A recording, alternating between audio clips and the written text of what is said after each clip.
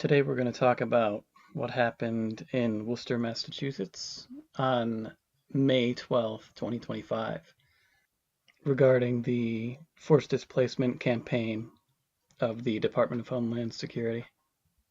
But we're going to look at this in a different context than you may have seen it. I really want to talk about certain philosophical ideas, and after I lay some groundwork and some definitions, we'll just go through the video bit by bit.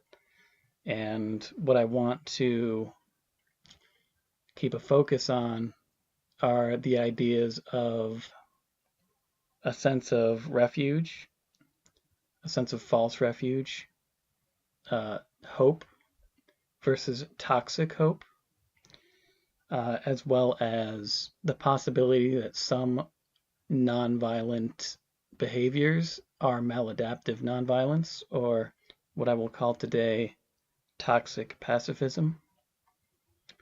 So let's get into those definitions. Hope as a verb. To trust that something desirable will happen or be the case, without proper evidence to expect it. Toxic hope, also a verb. To trust with a level of desperation that something desirable will happen or be the case, despite many factors being outside of one's control or influence, and without proper evidence to expect it. This is often characterized by having no conclusive point of closure or resolution. So an example of hope would be, I hope I feel better after I take a nap. There's a point of resolution or closure. You will know when you awaken from the nap if the desired result came to be. You may know from personal experience that there's a 60% chance you feel better after a nap.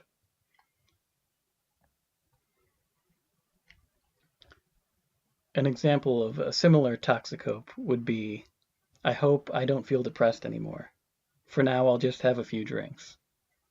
With this, there's no point of resolution or closure. The hope is that someday the desired result will come to be. The strategy of getting drunk is more risky to one's mood and decision making, and only numbs the symptoms but doesn't necessarily contribute to solutions. You may know that there's a 40% chance you feel more happy as a result of the drinks, but that might just be a temporary thing. Obviously, the is my hope toxic or not question is more a spectrum than it is a hard black and white definition. Both hope and toxic hope play the same role, to bring a sense of relief that is associated with the future. This allows us to be in a stressful present moment while feeling an undue level of relief or optimism that it all comes right in the end. It allows us to navigate difficult situations as a temporary set of circumstances. The issue is that we suspend a sense of safety for a future that's not fully under our control and may not come to be true.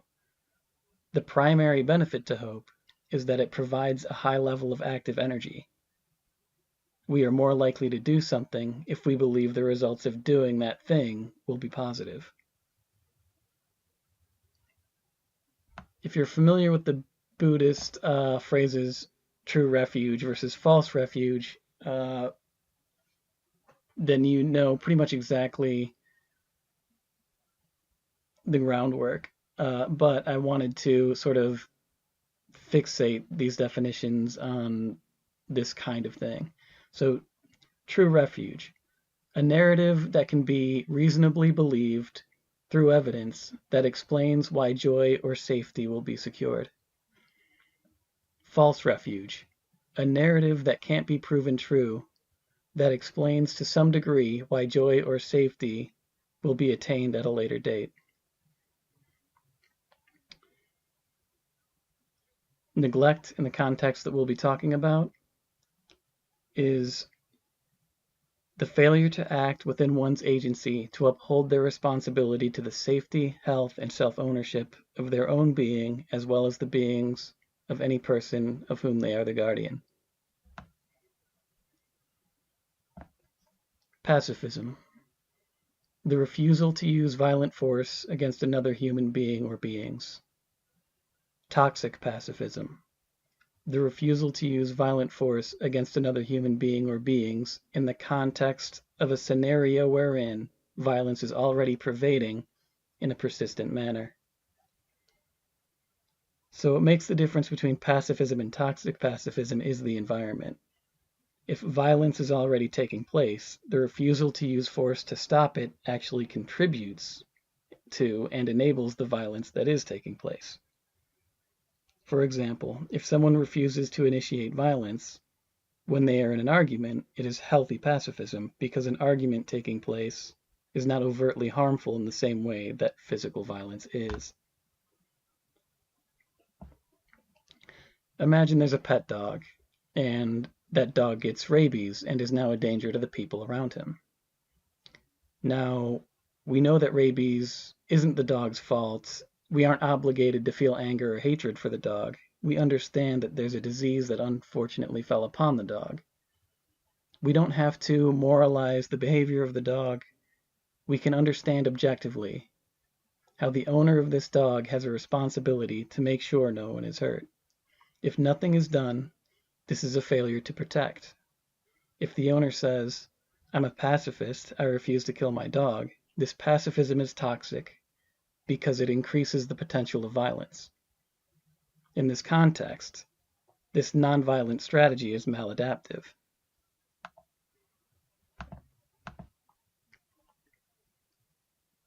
Another way to say this refusal to reduce violence one is responsible for would be a failure to protect.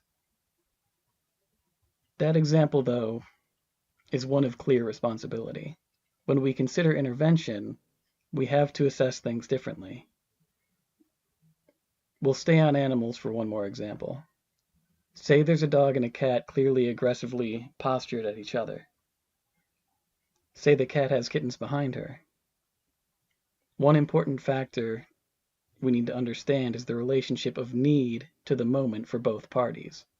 The cat needs to defend her young. The dog does not need to assail the cat. So if we intervene, it would be more fitting to force the dog away from the situation. It is important to understand that intervening is not a legal requirement, but may be something, as historical facts prove, we are compelled to do. The facts I am referring to are that human rights will be protected. How crudely and how brutally they are defended depends on the systems in place that exist to protect those rights.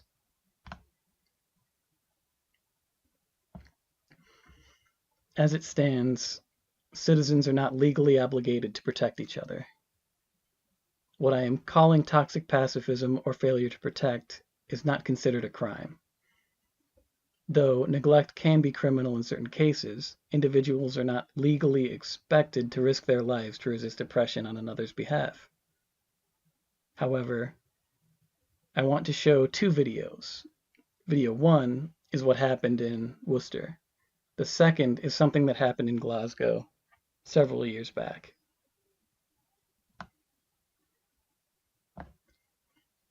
As we go through the first video, I want to break down the toxic hopes and false refuges by the individuals involved. These are my speculations because obviously I can't know someone's thoughts by watching a video. First, I want to make it clear, though I'm going to be critical, I am proud of this community response. This is what courage and democracy look like. People standing up for their neighbors, bodies on the line, each of them, whether verbally defending, praying, resisting, documenting, etc. We're contributing to the protection of another human being, and in my eyes, have earned tremendous respect. These are all people who are still alive, and are welcome to correct my assessments. My criticisms are not to target them or express inadequacies. This video showcases a raw desperation, and every human being in the face of this oppression would likely react in ways others might be critical of. Before we start, I will wholeheartedly admit that if I were in that situation and felt half the anger I did when I watched the video for the first time, I would likely have made decisions that would have not been my best. I trust it is understood that for many of us, this is our first time resisting a fascist regime that targets residents with violent force, consistently breaks laws, and violates human rights that are supposed to be upheld and protected by this country. I am not an expert in navigating the harsh reality we find ourselves in. I'm just someone who always wanted a more fair, safe, and nurturing world. And because of this forced displacement and human trafficking campaign, my heart is weighed by sadness and anger. So before we start this video, I want to make a few more things clear. The purpose of this is to pick apart strategies that require a lot of faith or hope, in what I've labeled as toxic hope, as in there's not enough evidence to believe this strategy will be effective in terms of protecting ourselves, our families, our communities, etc., so that we can pivot towards strategies that there is sufficient evidence that they will work.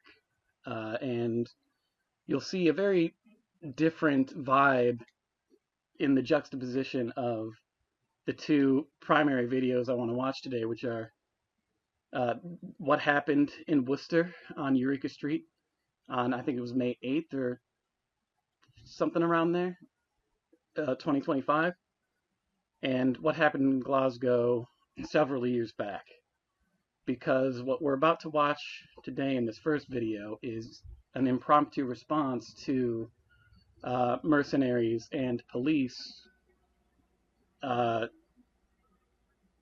going forward with an illegal forced displacement campaign, as well as the abduction that it requires.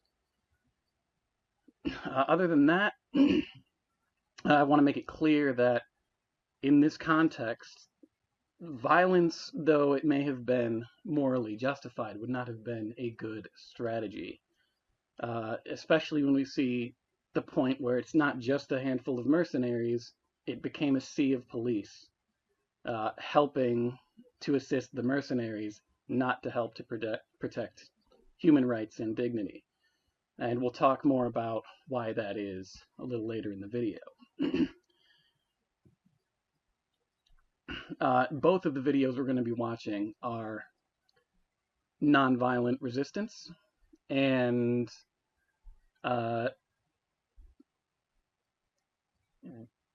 primarily that's because I don't think anybody wants to be in a situation where they have to kill members of a Gestapo in order to be healthy and safe in the homes that they fucking grew up in.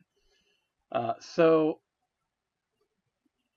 we want effective, nonviolent strategies. But I think when we get deeper into the video after we've watched these two, it's going to be really important to talk about property destruction as a strategy for change, as a democratic means of forcing policy to reflect the Constitution and the idea of human rights in general.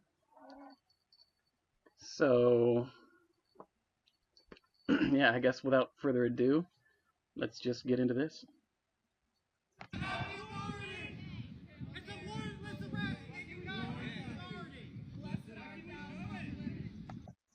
So already we see that there's a disorganized pile of bystanders. We have somebody claiming that the mercenaries, who are barely in view at this point, have no warrant. And we also hear somebody praying. Now, what's obvious, and what I hope everybody who comes across this video understands, is this woman who's about to be abducted, even if she blew up the Statue of Liberty and 10 million people recorded her doing it, the fact is, these guys do not know why they are abducting her. They don't. If they knew that she had committed some violent offense they would have a warrant and they would have a final removal order. They don't have either. They have no idea why they're targeting her. So this means this is probably uh, an anonymous tip or something. That this,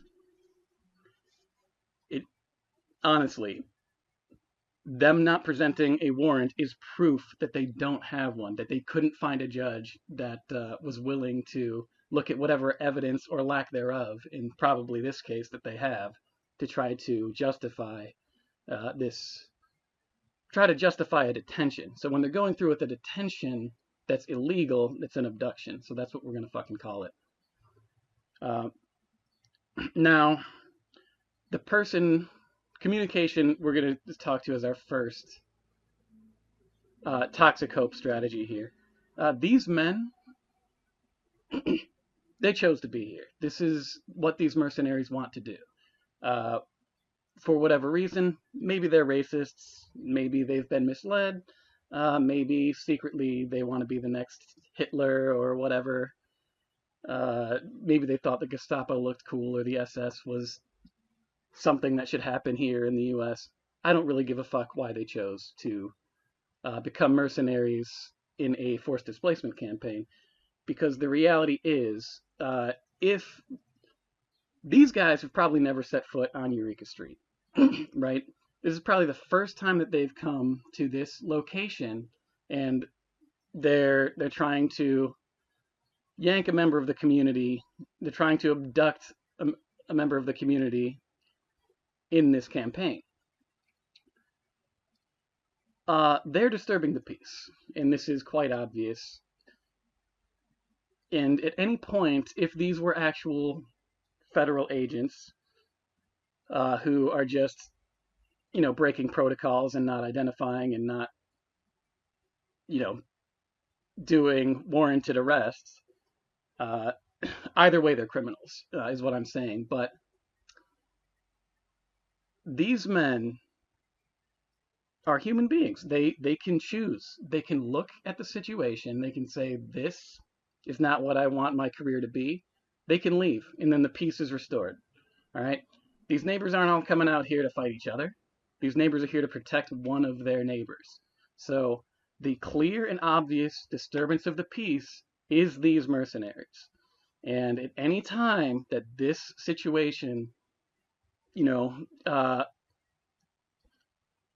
don't want to say the situation wants. If these men wanted this situation to de-escalate, they could have fucking left. Right? It was always on the table. Every minute of this video we're gonna watch, they could have fucking left. And then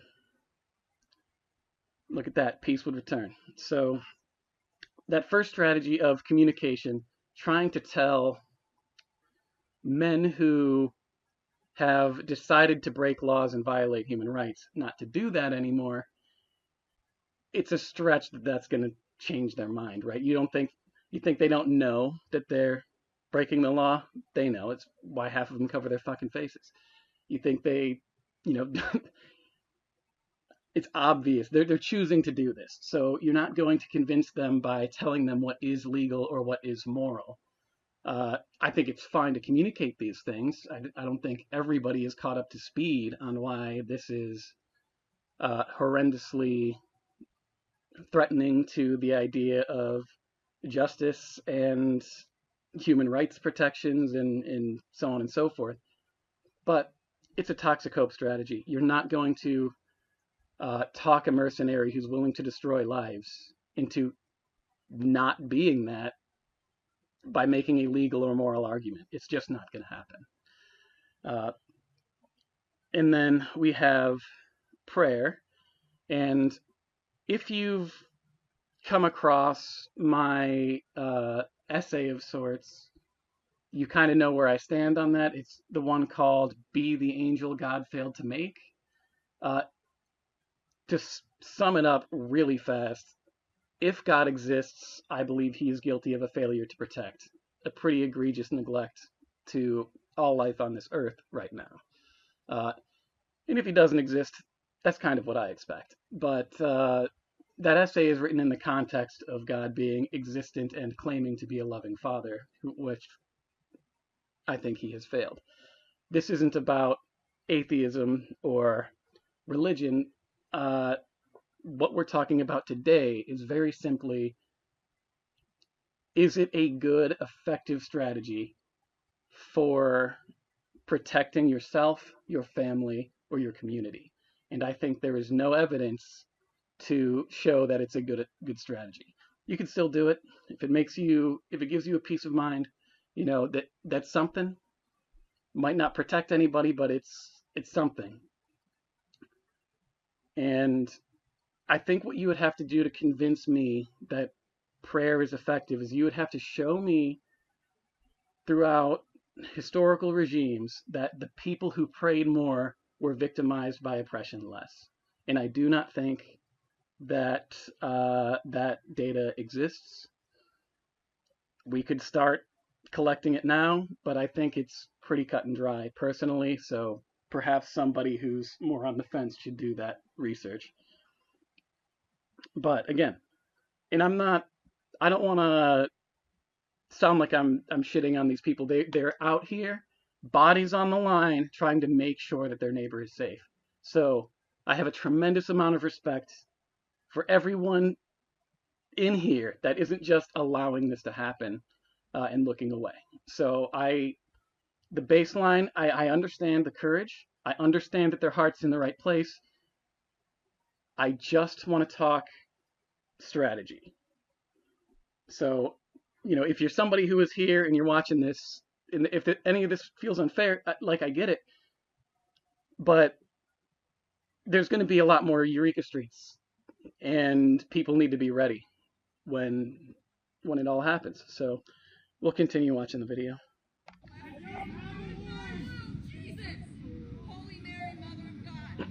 So the woman in green is the one who's going to be abducted, and we have the woman in white holding her, and this woman in blue is positioning herself to be between, in sort of a protective stance. Now we have the mercenaries who look at them. They're in fucking jeans. They just bought a goddamn vest and had police or ICE or DHS or whatever put on it. No reasonable person would assume that somebody dressed like this, claiming to be ICE without any identification or any legal documents, would assume that these people are actually federal agents. These are fucking mercenaries, or they're criminal human traffickers posing as said mercenaries or federal agents. Now, I want to talk about that embrace. I don't think that's a strategy, right? I think that I don't think she was trying to protect her. I think she was more trying to console her. And I think it's a fine show of solidarity. It is an element of body on the line. So, there's something to it. Obviously, I don't think you can hug somebody into them not being abducted by a handful of armed Gestapo who came there to take somebody away, and that's what they intend to do. But again, I don't think she was necessarily attempting to prevent it, other than offering love and support and calm. The woman in blue here, I do think, for whatever reason, it just seems clear to me, and I don't really know how to voice why, that she's there because she feels like she has to be a shield, right? I mean, that's just what we see looking at this. This is my interpretation. It's speculation, obviously. Like I said before, I can't read anybody's mind. But we already see there's one camera out here. I think there's somebody up here right from this angle behind the pole, maybe. I know there's a guy eventually that tries to record everything from a higher angle, which is another strategy I want to talk about, is documenting everything. I do think that, that is a reduced, a low level of toxicope, right? I think it's very evident that if you have a lot of evidence of the crimes that these mercenaries commit. I think that can be very useful in a future Nuremberg trial kind of situation. Um, I think it's also very beneficial to have multiple angles so the full context of things can be seen. I think the more phones you have recording the crimes that these mercenaries are committing is also beneficial. And I think spreading this gets the word out to people who wouldn't have otherwise known that, this kind of campaign is going to be ramping up. And it's reasonable to assume that it will become more violent on the state and their mercenaries' end.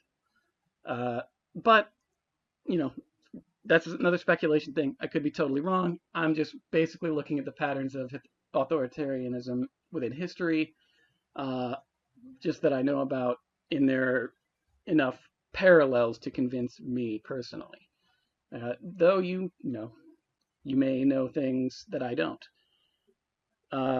So hopefully this can get called out before what I'm expecting happens will happen.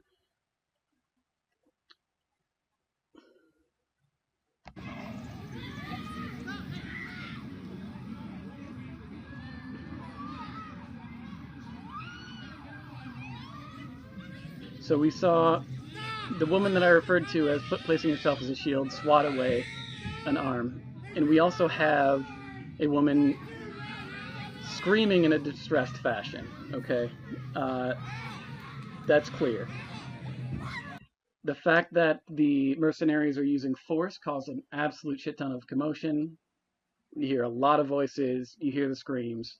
We'll talk about screaming as a strategy. This is another form of communication. This is perhaps primal and what's the word, reflexive, but it is a strategy of saying,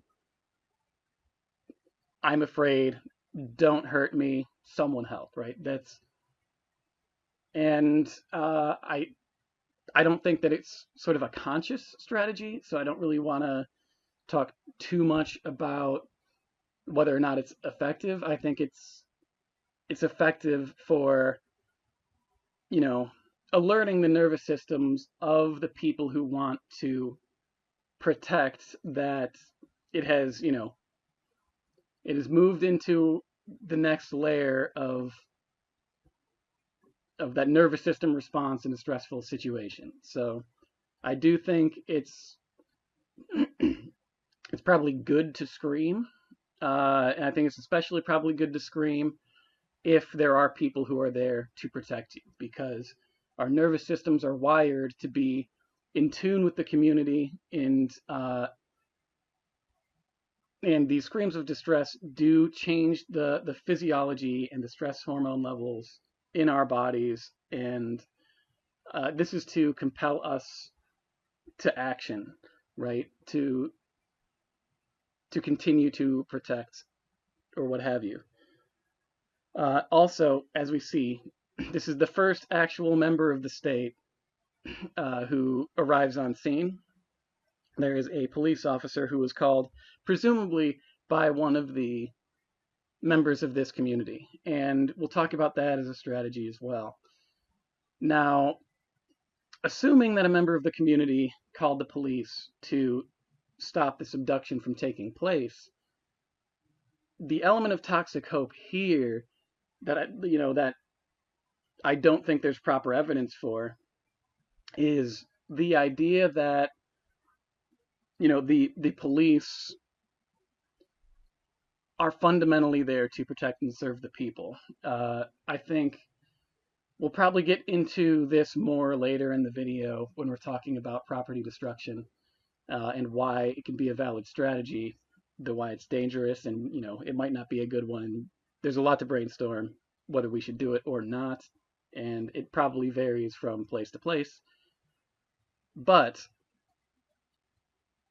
municipalities are held up by the citations that they issue and by the arrests that they conduct. So law is a for-profit thing in the United States. It's if municipalities want to be funded, their their police force has to be profitable, right? And this is where we have this idea like the unspoken quotas that there might not technically be a quota, but it's obvious that everybody who wants to keep their job, if they are a police officer, has to issue a certain amount of citations or conduct a certain amount of arrests in order to be bringing enough revenue into the city. And that's the profit motive of justice that's all throughout the US. So I think it's a toxic hope to believe that the police will be on your side. If you want to present me with different evidence, I would love to see it. In fact, I would love to see nothing more than what happens when the police stand with strikers striking for better wages or human rights protections in their employment, etc. Because I have not seen that once, and I just want to know what happens when union members are striking for better working conditions and the police agree with them to such an extent that they refuse to stop the occupation of whatever company is being demanded to be more civil and fair to the employees. Because I've never seen it once. I would love to see it. I just want to know what happened. I know it's not guaranteed that's what would happen again, but I would love to see what happens in that scenario just to see how, the company tries to counter adapt to that situation. But again, I think calling the police is not an effective strategy. Up for debate, I guess, but I don't see it. I haven't been presented with evidence that would lead me to believe that the police would side with people and their human rights over their compulsion to do what is generating of profit. I guess we'll put it that way. All right, we'll keep going. So this officer goes over to see what's going on with the commotion. There are people telling him that they don't have a warrant. This is again a strategy, probably much more effective than talking to the mercenaries, letting the officer know that this is an illegal arrest, an unlawful arrest, therefore an abduction.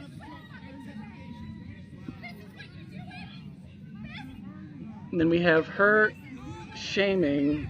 There was the person in the right hand side shaming two of the mercenaries, and it's an interesting strategy. I don't think that people, again, it's kind of like convincing, right? These people are choosing to violate human rights and break laws as a career. I don't think you're going to shame them into having a conscience or to listening to what conscience they have, if any. And again, I don't think, I don't think she expected to protect her neighbor by shaming these people. Like, this is what you're doing. And I agree with her, right? If I had a friend who told me that they were going to deputize themselves in whatever way is happening, where they obviously don't get properly vetted or trained, and then act like fucking mercenary fools over here. If I had a friend who told me that they were planning on deputizing themselves and working for this forced displacement campaign, I would ask them point blank, there's that phrase, do you want to die on this hill? I would really just point blank say, is this what you want to be killed for? When a bullet goes through your head, do you want it to be because you were ripping a family apart over a civil violation? Because a lot of these people, they've never committed any violent crime. It's just they've been here, some of them, for multiple decades without really causing a fuss in their communities at all. And to anyone considering being a part of the forced displacement campaign, that's my thing. Is this what you want to be remembered for? Even if you survive, right? Do you just never want to have kids or grandkids? Because they're gonna know, like, everything's recorded here, right? It's not like 200 years ago where the only surviving factors is the legends people tell about their dads and grandpas. Your children, your grandchildren will watch you, will see you covering your face like a little bitch and ripping families apart for no legitimate safety reason, but for forced displacement with systemic racist undertones. And it's obviously these people should be ashamed of themselves, but I don't. I just don't think that it's a valid strategy. Like, I don't think you can convince somebody who is far gone enough through shame that they should behave in ways that are more caring and loving and protective and less harmful to the people that they're willing to inflict pain upon. All right, we will continue.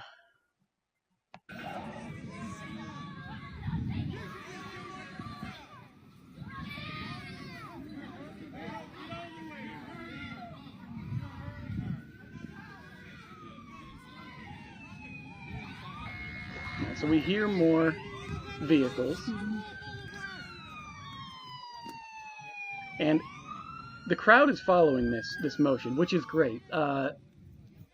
The mercenaries are trying to haul off the person under the escort of a member of the state. And the neighborhood is following to make sure that they don't do anything illegal. Now, look at this. Here we are. So I'm going to pause here. This is an unmarked vehicle, so there's no reason to believe that it belongs to the state. It could easily be just a deputized, random, racist, asshole mercenary. And this is the car that they are going to force the woman they are abducting into.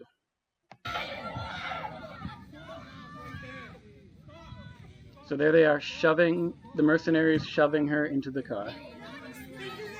And this response, I think, is pretty excellent. What happens here next? So we're still using the strategy of trying to convince these assholes, these mercenaries with words, to not abduct people. So the guy gets in the driver's side, preparing to drive away with the person they just abducted, unlawfully, illegally, of course. And now we have people getting in front of and behind the car to make sure it doesn't go anywhere. In fact, we have, I think I want to say this is the 16-year-old daughter, which will be important later. So the woman who's been a shield, still doing that. Still, the woman in blue, we are looking at bodies on the line here. So when we're looking at this, we're seeing bodies on the line as in the strategy of, like the guy standing in front of the tank at Tiananmen Square on a much smaller level, right? We have people saying, physically, you're not going anywhere. Like, I'm blocking your way. And this is the strategy that was implemented in Glasgow that was very effective. And what we're going to see when I show you that video, and it'll be much shorter than this one, there were hundreds of people in Glasgow who surrounded a van who was trying to, deport somebody. I don't know if it was legally or otherwise. I assume that there are different standards to what is considered deportation. I'm sure there's something much more humane than whatever you want to call this trash in the U.S. But this, we're gonna call this a toxic hope here because it's only a few people, right? With the amount of people putting their bodies on the line in this particular situation, this strategy is not going to effectively protect the woman who's being abducted. Uh, which it's just like it's a measure of agency, right? If you want, I like, and that might be most of my issue with this, and I still don't even want to call it an issue. I think all these people are doing heroic things and not just putting their head in the sand. They're out there. They're advocating for human rights.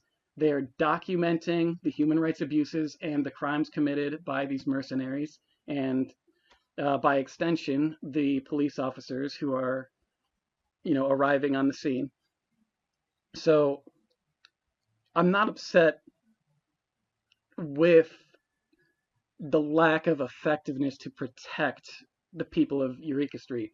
These are people just like me who have probably never had to resist an authoritarian regime before. So I don't I don't expect anybody to be an expert on this, and things are different now than they were in the 30s in terms of what our agencies are, what our capacities are, what technologies we have at our disposal, what the state has at its disposal, and the disparity of agency and resources in that fight. Uh, so I don't want it to sound like I'm saying like, oh, this was a waste of time or dumb or inadequate. My point is that we want to understand why there was a failure to protect, even though I think these people are all doing their fucking moral duty as human beings who want to make sure they live in a safer world where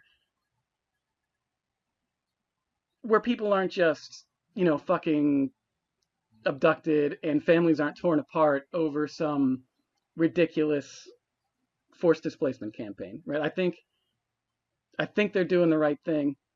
My critique is I want them to be doing what they're doing on an organized level that is as close to guaranteed to succeed as possible. This is the avenue of my criticism. All right, we'll continue.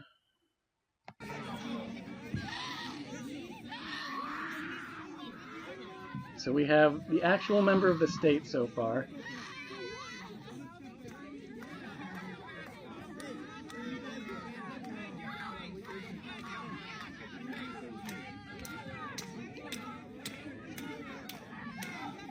And as you hear, there's the chant, "Don't take the mother," breaking out, and people saying, "Don't take the mother," in unison.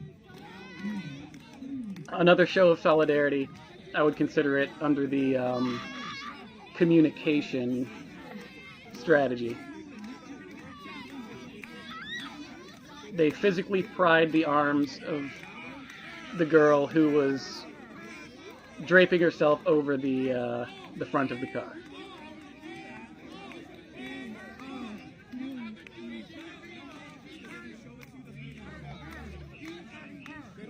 I'm also going to pause it here. This was an opportunity to slit the tires of this car. It's been here in a location for a while now.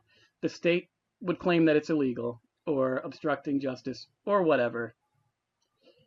But the reality is that's an unmarked vehicle, right? So if a civilian wants to take you to court over slashing their tires, let them show their fucking face and do it. Because no reasonable person would assume that this car is something that the state paid for and the state can legally use to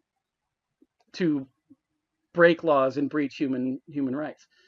So this car either is the personal property of one of the mercenaries, or it is state property, which is violating the protocols of the state.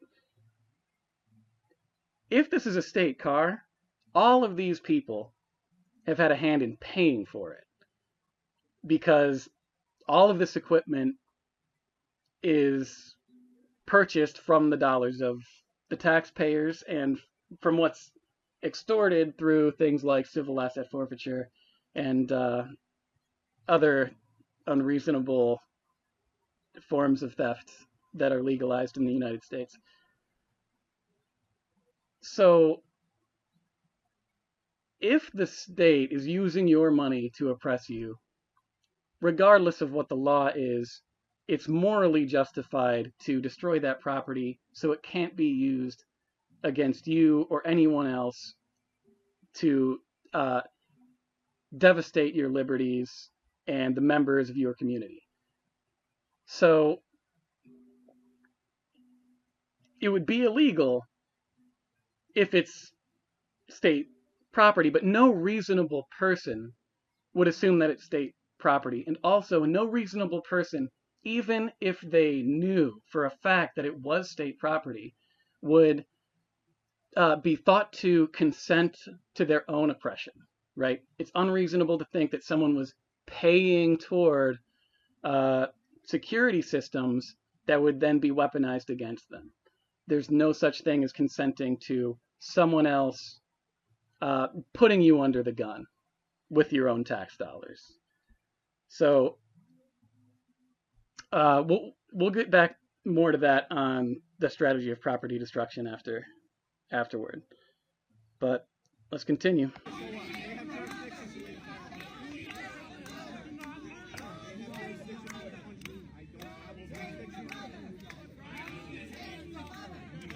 Don't take the mother! Don't take the mother!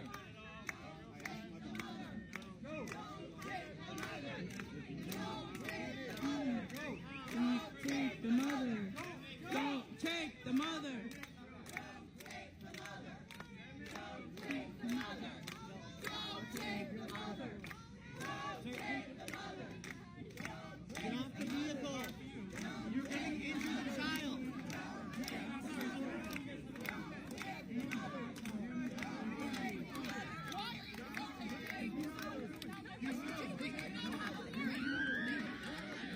They're arresting with no warrant.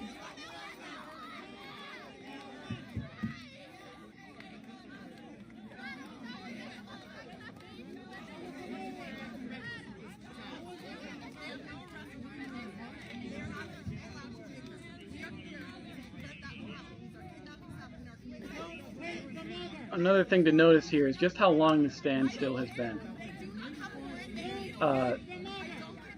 This has been a cog in the machine. This act of resistance here has been effective enough in buying time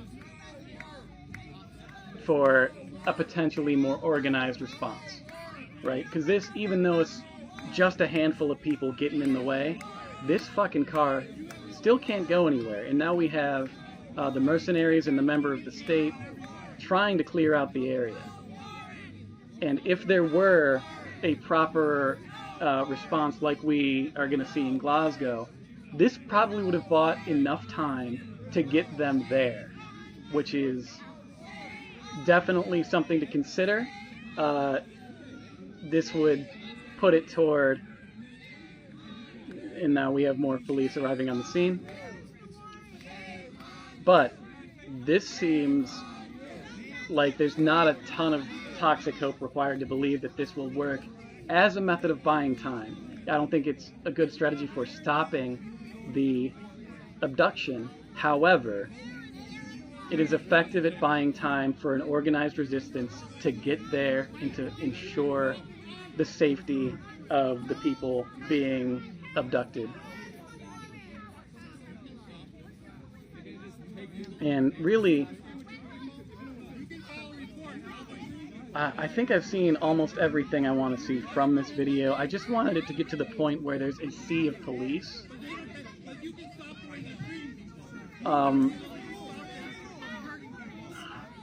Because I want you to think, in order to have the amount of police you're about to see in a situation, I want you to think of what you would have to tell the cops to get that many there, right? I don't know if you've ever called the police. It's not something I do, but I'm willing to bet that even if I knew there was a serial killer in the house with me and I was locked in, or whatever crazy situation I would have to come up with, There's no way I would have a response of dozens of officers arriving within 10 fucking minutes. Because that's what we're really about to see. Because this is... Do I have the time? So the video itself looks like it's a total of 17 minutes. And we're about halfway, but I don't have the actual ticker, believe it or not.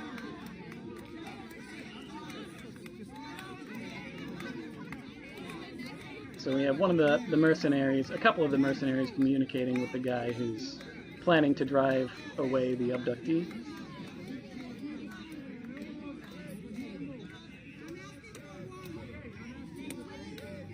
Person's walking over there, person walking over there. They cannot leave, and they do not have a fucking agreement.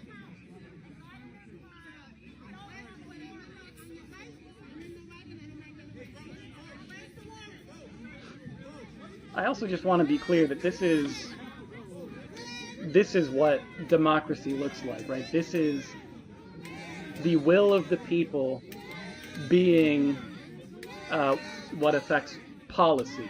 Like in this instance, the will of the people are you're not going to fucking abduct people. And this is really what it looks like when there's a disagreement between the state and the people, is the resistance that ensues as people declare that their human rights aren't something to be decided by anybody else, including the state. They're quite literally trying to fucking slow roll so they can move out of the way. What the Yeah, fuck is so going this on guy with the started police these days? to move slowly and is being... Worcester Police Department. This is an unlawful assembly. We need their names and Order you dispersed right now or you're subject to we arrest. need their names and badges. So if Hello. This is an unlawful assembly. You're interfering. if you heard that, this is the state claiming that this is an unlawful assembly, that somehow something going on here makes the First Amendment null and void or illegal, which I think is quite a claim that obviously wouldn't hold very much weight in court. But the mercenaries are now slow rolling, and the state and the other mercenaries effectively got through the blockade there of people. So I also want to pause and mention here that the idea of claiming that the assembly is unlawful, that's a threat. Police don't say that kind of thing to be educational. What they're doing is they're telling a lie to scare the people here. They're setting the pretext that anybody who doesn't behave the way they want to is subject to arrest, right? That is a blatant act of using the authority that they're supposedly given to put the people here on Eureka Street under duress. And unfortunately, that's how all law is effectively in the United States.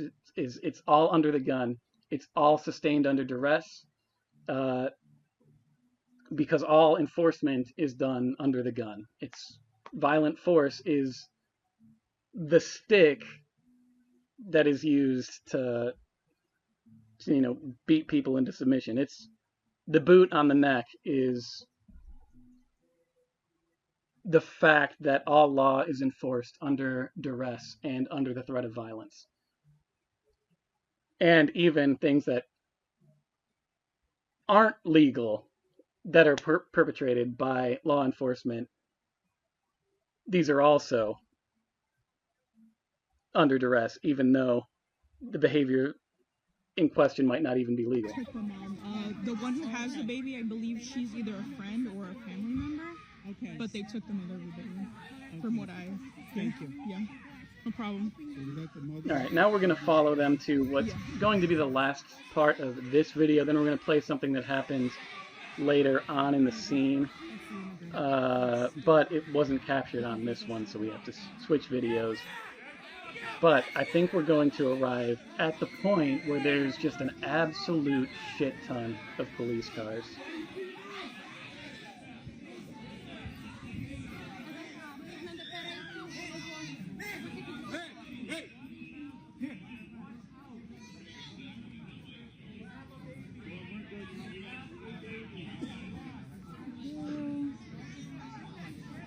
No, maybe it's here.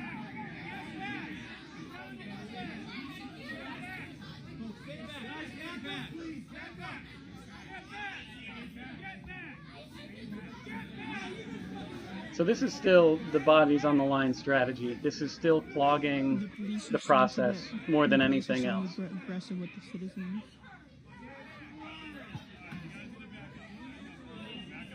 Back up. Back up. You guys need to back up. I know. I think it's too late.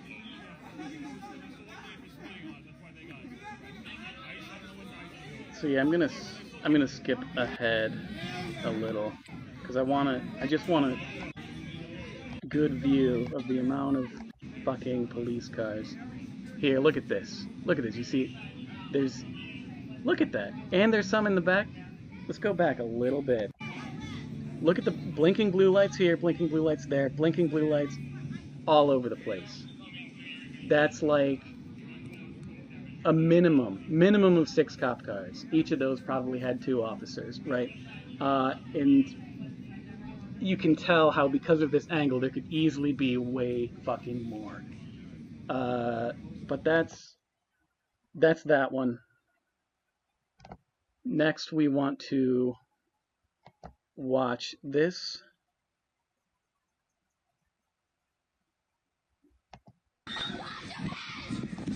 So this is, no, hold on. I'm gonna have to, oh, I think that's in tools. Hold on. I'm sorry. I gotta figure out how to orient this correctly. Geometry. Yeah, okay. Is that right? Nope.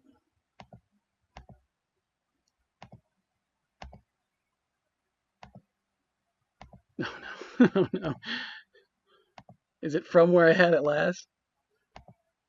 And not the original orientation of the video? No, it is the original orientation. I'm so confused.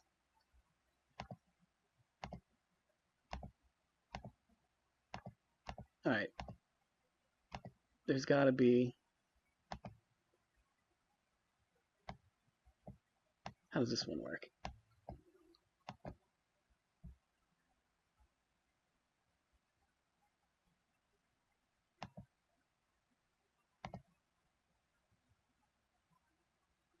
Yeah, I didn't think so. What the fuck? Alright, I'm gonna open this in a different program then.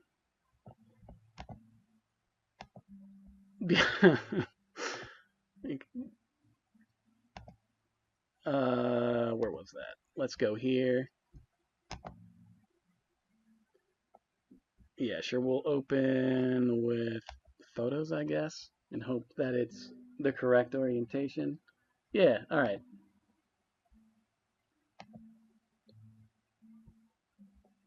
Fuck, we don't hear it. Okay, so this is later on.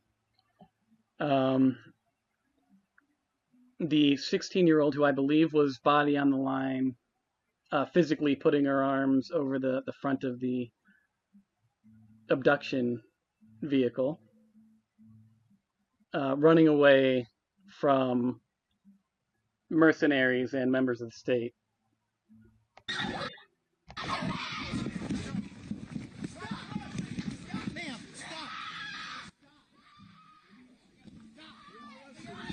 So these are 3 adults for 5, 6 directly overpowering. See, look at that. Look at that.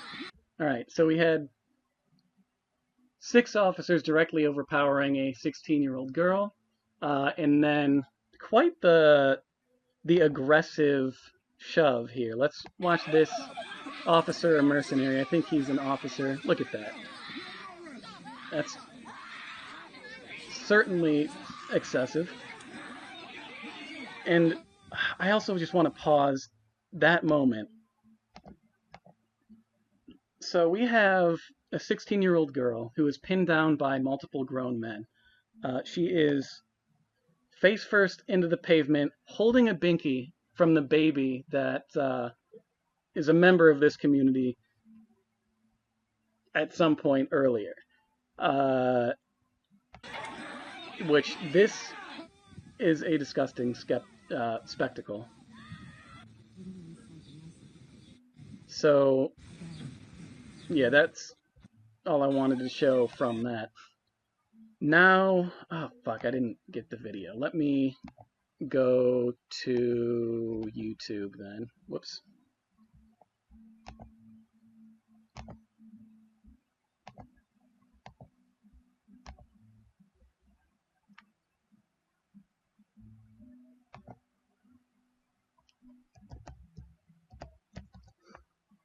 No, I should do Glasgow. Glasgow deportation.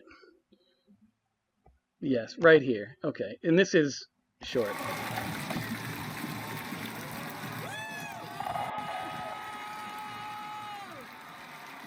Look at the sea of community members who surround that van. That is beautiful. This is what protecting your fucking neighborhood looks like. Love it. Look at that.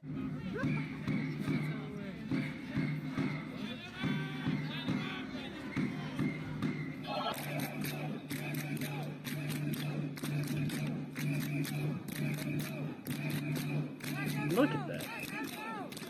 We are here for our neighbors. We're standing for each other. You know, we're not allowing brutality in our streets where, you know, people come and bundle you in the back of the van, you know, as though you have committed very serious crimes. No, but we will stay until the end and these guys are released, you know, following whatever it is. Say it loud, say it clear. Refugees are welcome here. Say it louder, say it clearer. Refugees are welcome here. Say it louder, say it clearer. Refugees are welcome here. Say it loud, say it clear. Refugees are welcome here. But this is, after we look at that, right? After we look at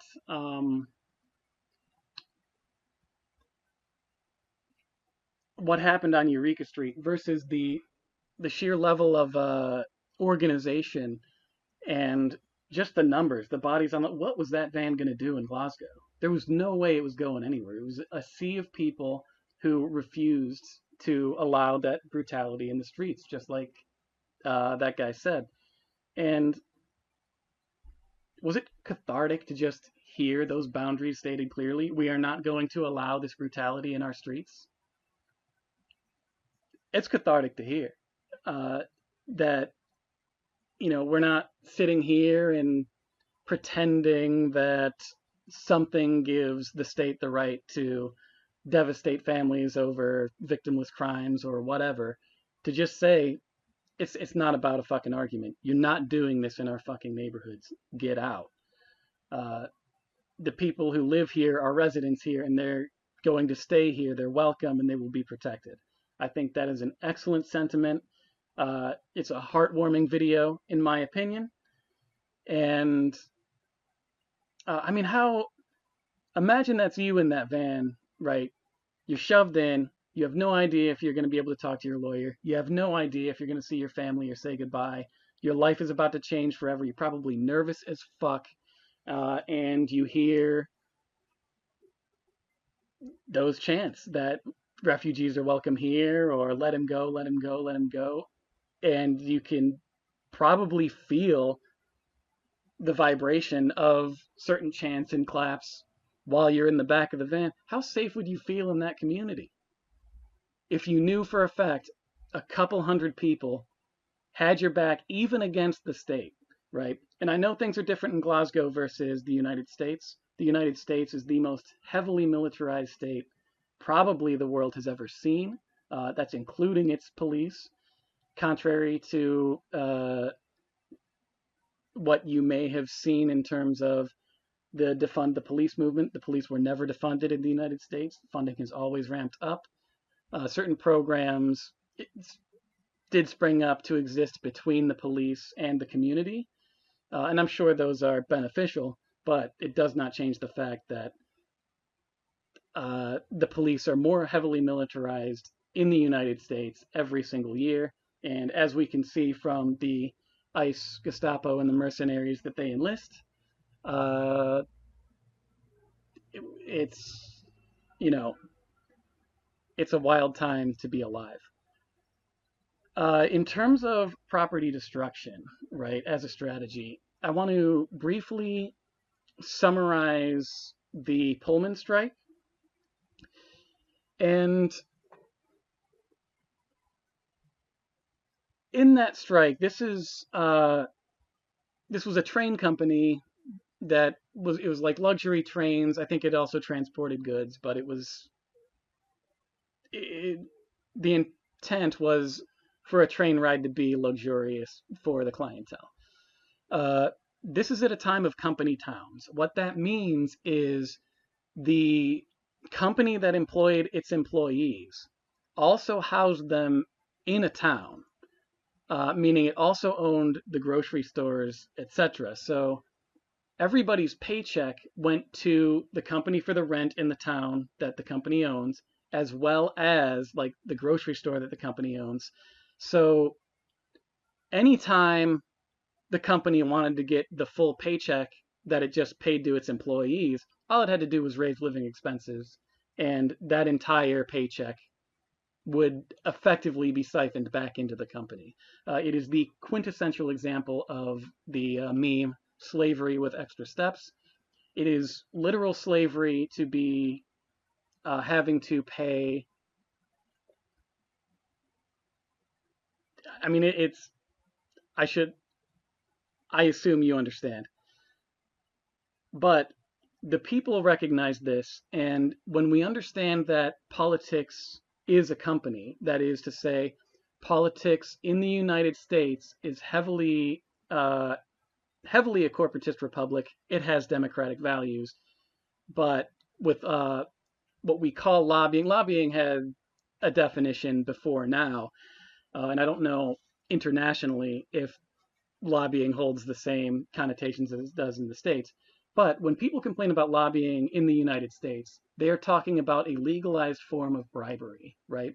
So part of the reason why here in the US we don't have universal health care is because pharmaceutical companies and health insurance companies hire, hundreds of lobbyists to effectively bribe policy into existing that's beneficial to their bottom line.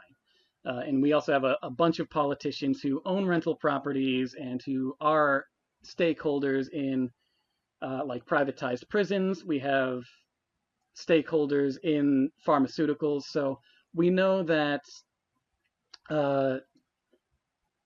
politically, the business of politics in the United States is going to fight against, and this is true of both parties, it's going to fight against, despite what they say, it's going to fight against housing as a human right. It's going to fight against healthcare as a human right as well, and many, many more things.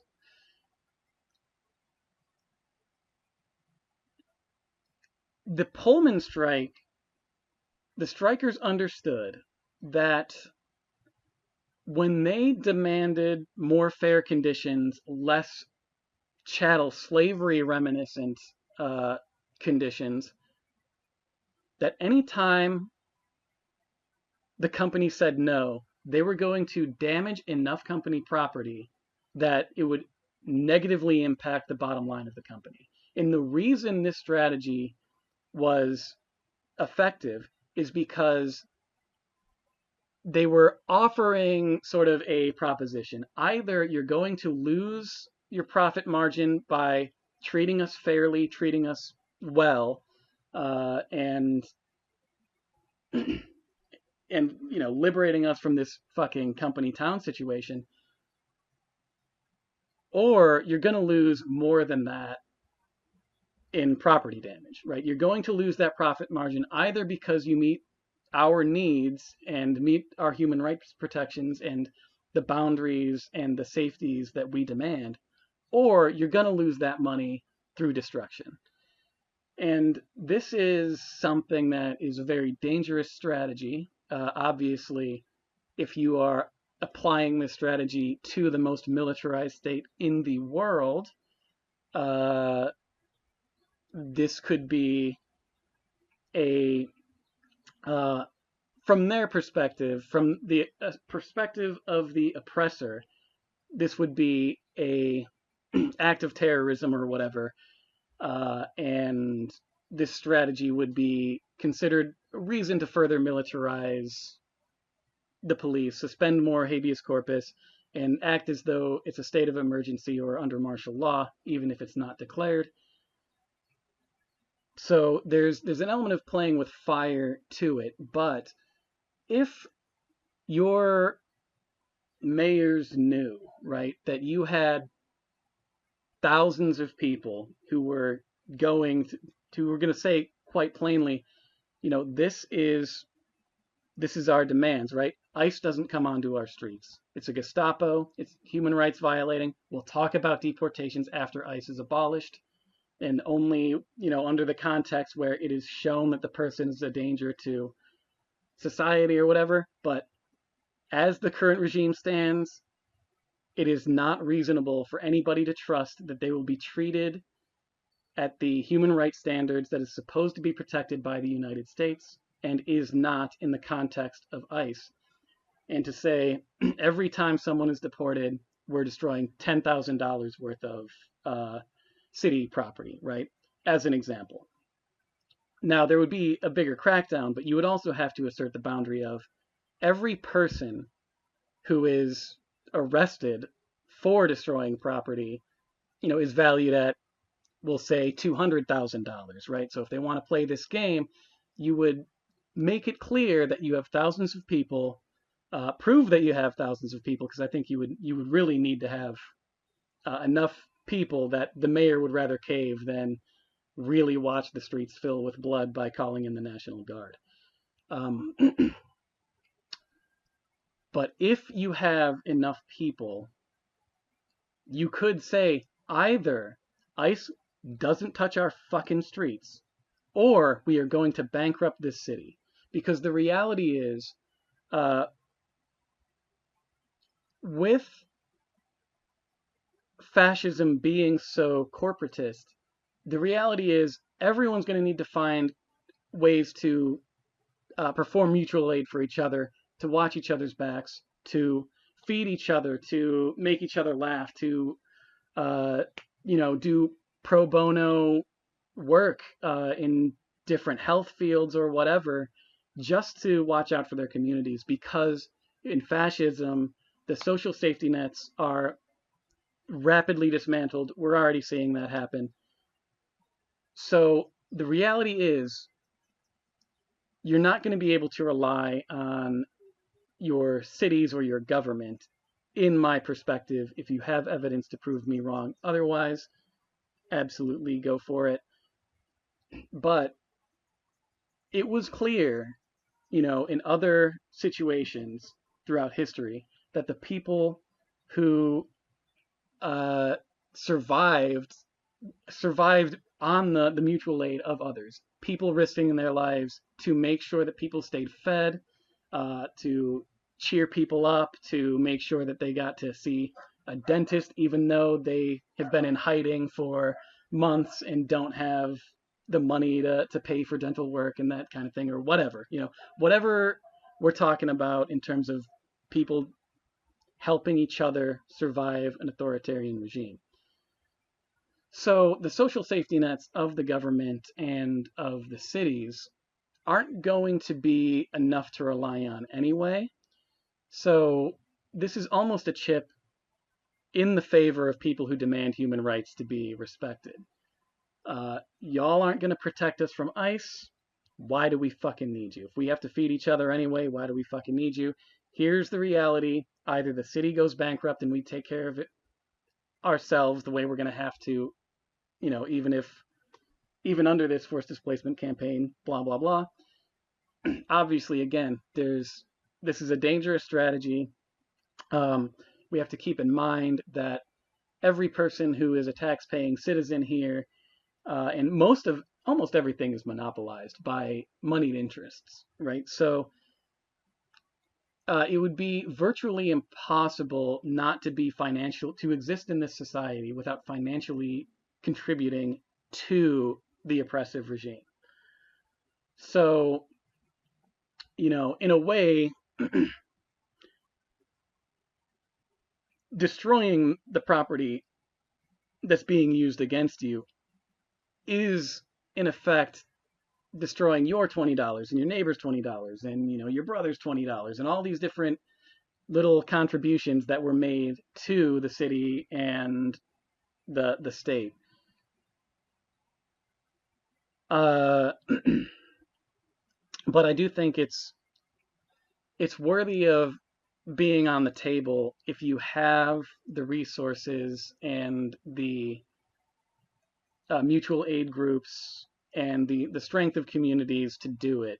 You can really will of the people, this is what's going to happen, right? Either, you protect us from ICE, or here's the cost every time you fail to do so. We are going to do X amount of dollars in property damage if you do not comply. And one thing I saw, and I found it to be one of the most healing things I've fucking seen in years, there was a little documentary that showcased several different resistance movements. One of them was unceded land. It was in Canada, where they are protecting their land from oil industry, pipelines trying to fuck up the land and, inevitably pollute and damage the ecosystem. And these people, the natives, have just said, no, like, there will be no trucks on our land. And I saw there was a reporter who landed a helicopter to talk to them about the, upcoming crackdown or whatever on the state mercenaries attempting to force submission so that the pipeline can go through. They were greeted with a guy who said plainly, you are going to fly away right now. You are not welcome to be here. Like, we get that you're a reporter. This is our land, and we will confiscate your helicopter and drive you out of our land if you do not take that helicopter out. And I think that's excellent. The self-determination of peoples should be respected, and there should be a cost to not doing it. So I think it would be entirely reasonable to say anytime we witness an ICE vehicle or a police vehicle used in violation of human rights illegally, we are going to confiscate that vehicle. And what we do with it, maybe it becomes like a carpooling thing where, who knows? Who cares? The fact is, the more important thing is making the state lose money every time it uses the money that it's already garnered from the people to violate the human rights of these people. So, and this is a nonviolence. Everything that we've covered here is nonviolent. Property destruction isn't violence. I know that there are crybabies who would say otherwise, especially property that's intended to be subsidized by people for people. Another funny thing is, so there was an article about the response of the Worcester Police Department after what happened on Eureka Street. And just speaking of crybabies, they were talking about how they wanted to file, the woman that I referred to as placing herself as a shield, they wanted to file litigation against her and some of the other people for assaulting officers by placing hands on them. And I just want to make it really clear that these whiny little bitches that overpowered and forced a 16-year-old face first into the pavement are bitching about hands being placed on them. right? Wild to me. Wild. These fucking mercenaries and these, state perpetuators of violence, anytime that they're touched by anything that isn't shrapnel from the barrel of a shotgun, they should count it as a win. Because nothing, nothing in that video was reasonably a threat to the mercenaries or the sea of police officers that arrived. There was no way an unarmed person shoving a hand away was going to stop, 24 fucking officers and a handful of mercenaries. So it was just kind of a funny, like, how mind-blowingly just the lack of self-awareness, or it's probably more the pretend lack of self-awareness.